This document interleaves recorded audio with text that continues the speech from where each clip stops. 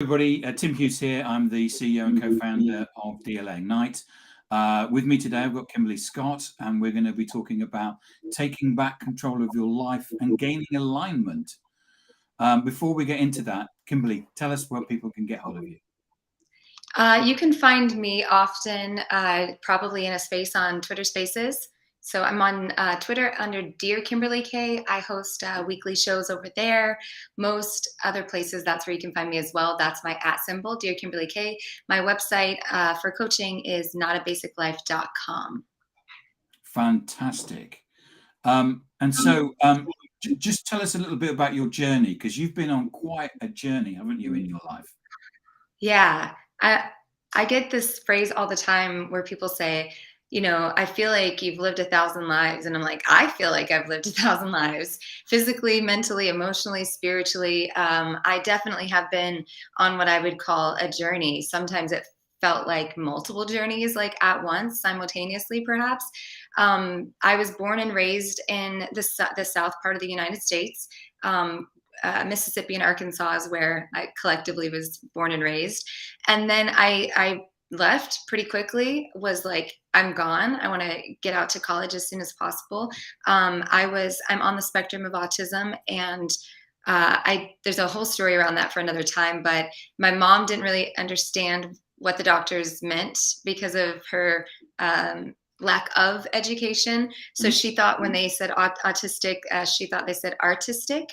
So Okay. for the longest, so the longest time, I didn't actually go diagnosed with that. So I lived my life very interesting in the way that even though I was, on the spectrum, my parents didn't know. My dad was a roofer, a carpenter, and my mom owned a cleaning business. So they just went about life as normal. And I think that led to these journeys for And me.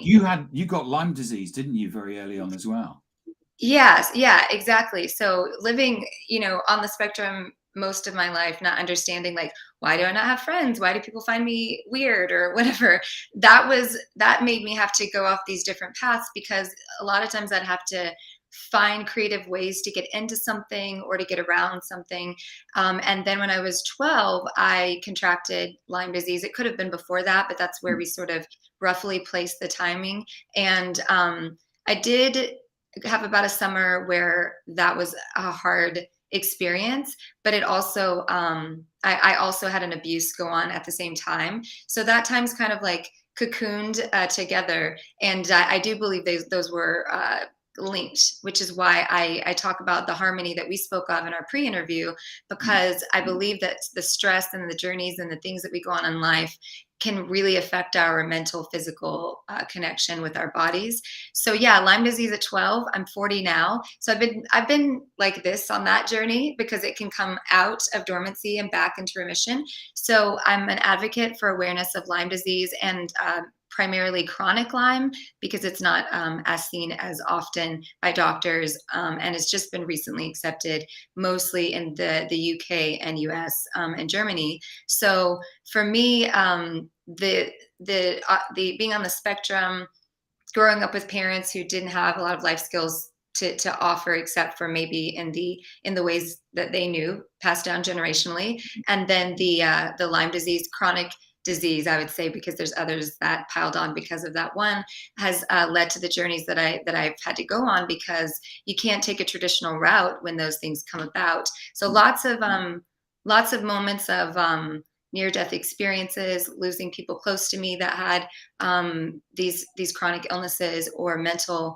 health issues as well. So through those journeys, I started to think there's got to be a purpose to the pain side, that whole pain into purpose cliche. So that's the way I decided to look at it. Early in my 30s is when it finally started to click after a divorce. I have 2 children. They're about to graduate. They're 17 and 18. Fantastic. And thank you. Yeah. I wanted them to see me go on a different journey than the one that I was living when I had them. So that led to a lot of where I am now as well. I always have this phrase, but my kids are watching me. And that's what I kind of run through. Like, what are my kids going to say? Like, they're watching. So I kind of run things through that filter. So you became a journalist, didn't you? Yeah, so I went to high when I was in high school. They pulled a friend of mine pulled me out of a computer class. This was in the '90s, so we didn't really know how big computers were going to be at the time. So I was like, I don't know if that's a skill that I need. Misover corrected, underestimated that one, of course. But I jumped out of a computer class to join her journalism class because she didn't have very good writers, and she had read some of the poetry that I had been winning contests for, and also I'd given my friends gifts when I was in high school that were poems, and so she was like, "Oh, she can write." And it was primarily a selfish thing. She just wanted a good newspaper. So jumped into that. And that senior year, I got a lot of accolades for my writing, and was offered a full ride scholarship. So started college that way in journalism, got pregnant with my children when I got married, and paused that education for a little bit, but continued on with the journalism side. So wrote for lots of newspapers back when that was the thing. I'm old enough to remember when newspapers were the thing. They still are Yeah. for me. But did that and then moved. I quickly saw that. So what we were talking about, the different life paths, and it's okay to have different ones and switching. I started to see the online path. I started to see this online journalism that was becoming popular, the blogging, the social media, probably in 2007 is when I started to see that. And I started to cross over into the blogging world. And I mixed blogging with DIY crafting as a stay-at-home mom. And I was also a Church of Jesus Christ. I was Latter-day Saint Mormon at the time. So there's a lot that just fit that lifestyle. So I moved from journalism into what we would call your modern sort of influencing blogging that you see today, which is what I manage with my company, influencers, content creators, that sort of thing. So I spent a lot of time doing that in different fields and industries. And that led me to many other things, shows, podcasts, many other things. Because after we did the preparation call, I did some whole load of work in terms of looking you up, and so first thing I did was go to your Twitter, and on your pinned tweet is that there's an advert with a water company that's done of you, which is fantastic. Yeah, that one. Um, Whew, that was a universal moment for sure. That took a lot of overlapping coincidental people to meet and things and being in right places. So that one and thing led to many things. yeah, and the other thing is that going to your website, it's you've got such a massive following on social media, not just on things like LinkedIn, but you've got a Facebook page, haven't you? Yeah. So early on, before Facebook fan pages started, so the ones that you see now that are for business, I was a single mom. I just went through a divorce, and I did not have any understanding of the world. Again, the spectrum of autism, and then being married for 8 years, it was a little bit like I was behind and stunted emotionally. So I only knew one thing, and I knew that Facebook was there. It was just in that transition of MySpace coming over to Facebook, and I had a camera, and people were asking me to take photos at the time, and I thought, if I can friend as many people as I can on this friend page and just get my photos in front of them, perhaps they will, it'll spark my photography career. It absolutely did. I just kept friending people, and the platform has changed over the years and how you can friend people and the limits. But I would just go to other people's pages and friend a bunch of people. And so I was featured on a show as the first single mom builds business solely on Facebook. And that then led to the media company, led to photography, led to a show. And people were really surprised that I did it just with the page, because it was a friend page. It wasn't like a professional fancy thing. So I do have the Facebook page. As we know, Facebook sort of killed fan pages in a sort of way for most of us. The engagement wasn't up. So I don't use that one as much. But during the time that fan pages were in their prime for Facebook, that was my sole area of marketing.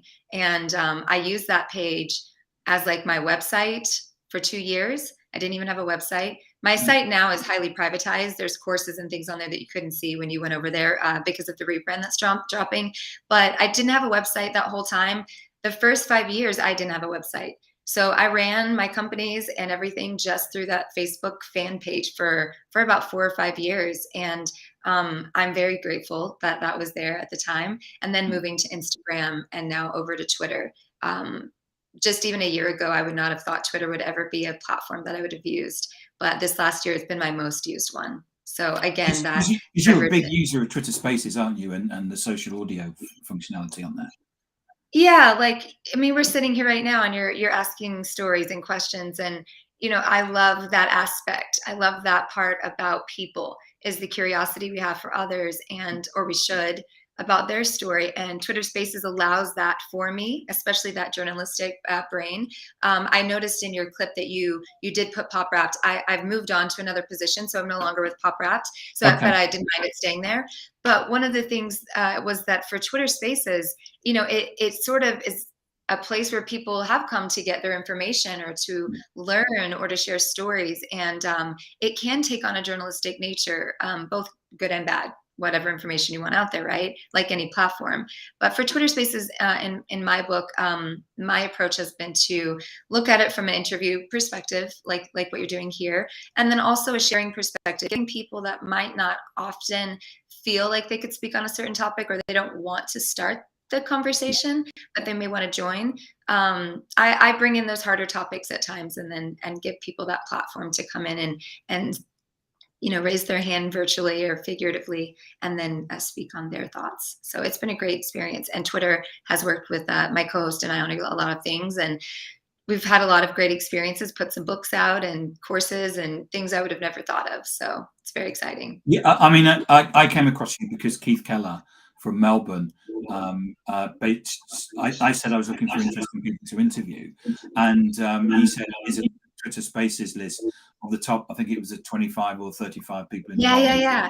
That was a shock. So, you're really. That was. Go on. No, that was.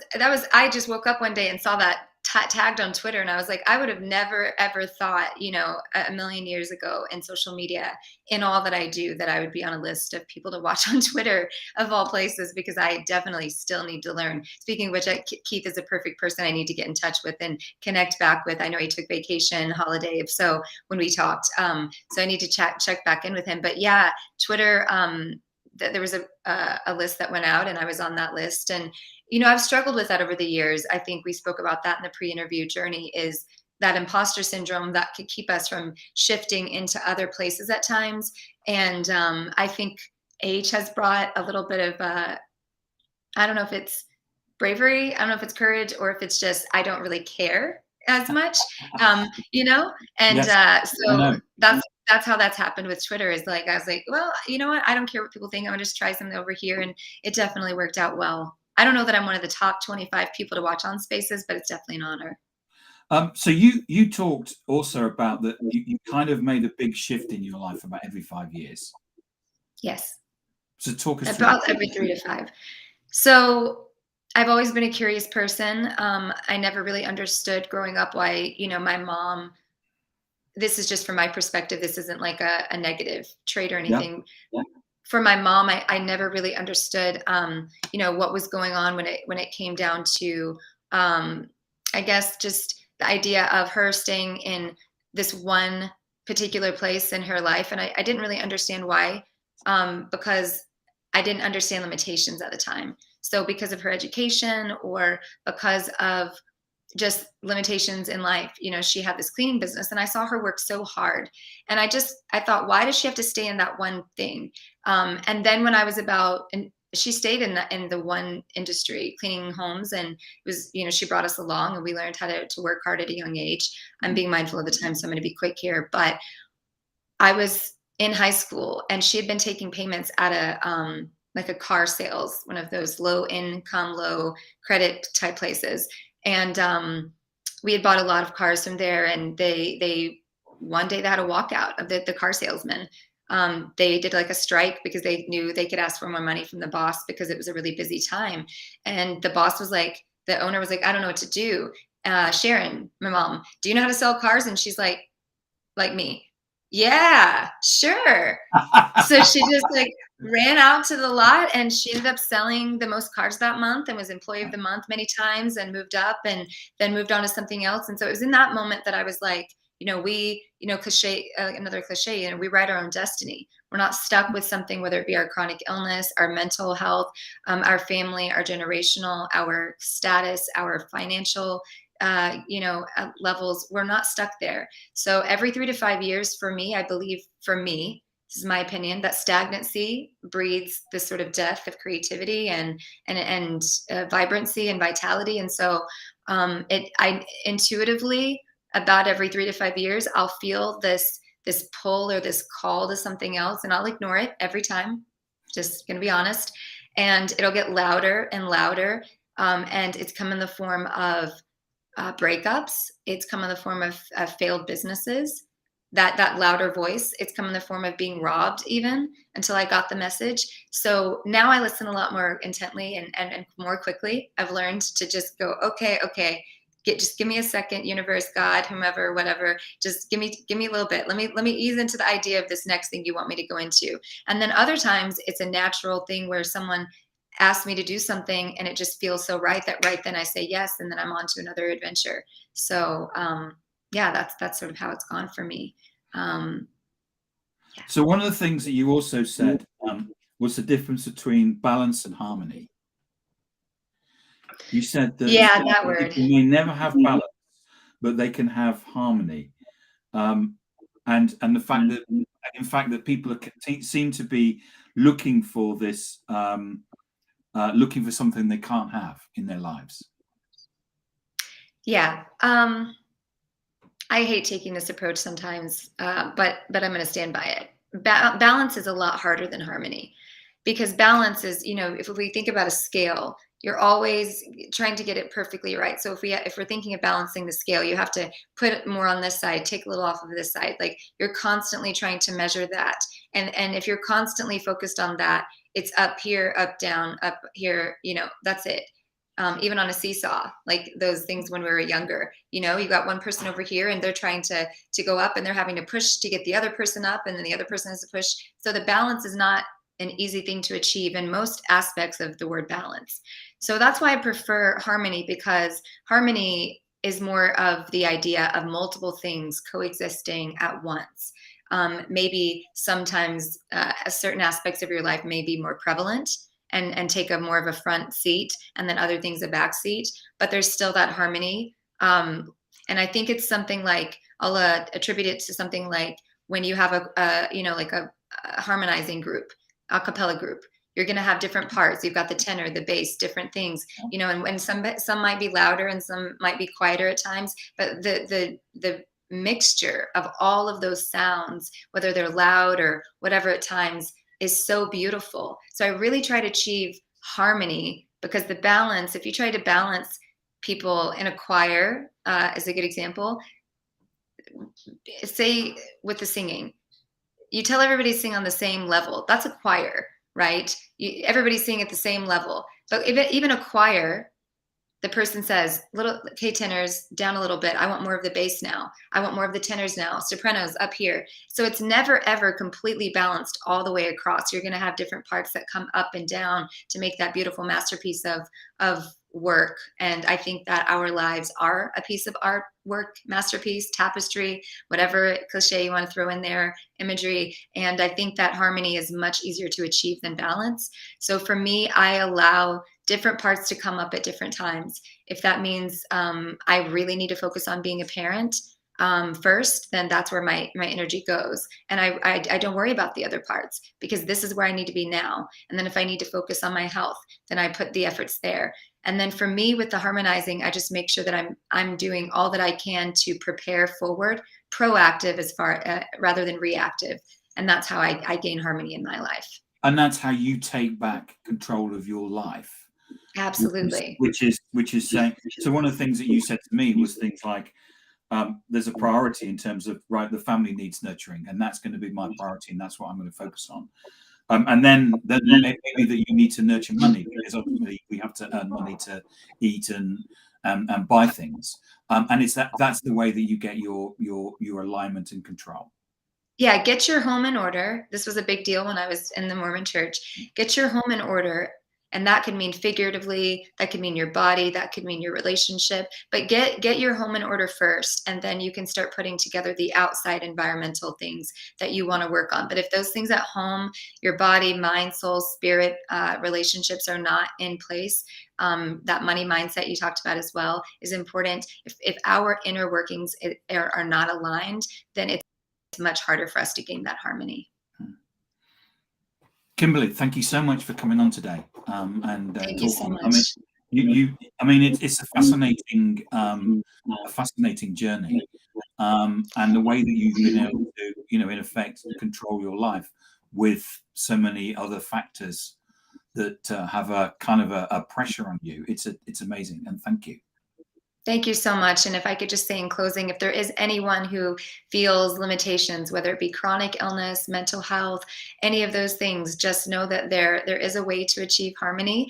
But it starts with what Tim said, taking back control of your own life in the ways and the recipe that work for you, not everyone else. And I think that one piece, that recipe, the for you part is the most important. And just know that there's such a wide world out there. So don't let those limitations hold you back. And I hope that going forward, anyone who watched this or was watching this, took from my story that it's okay to be in the moment of what you're dealing with and know that it's temporary and that you can always move forward, whether it be kids, schooling, education, dreams, any of it. So thank you so much for having me, Tim, and putting these stories out to the world. Thank you. And thanks for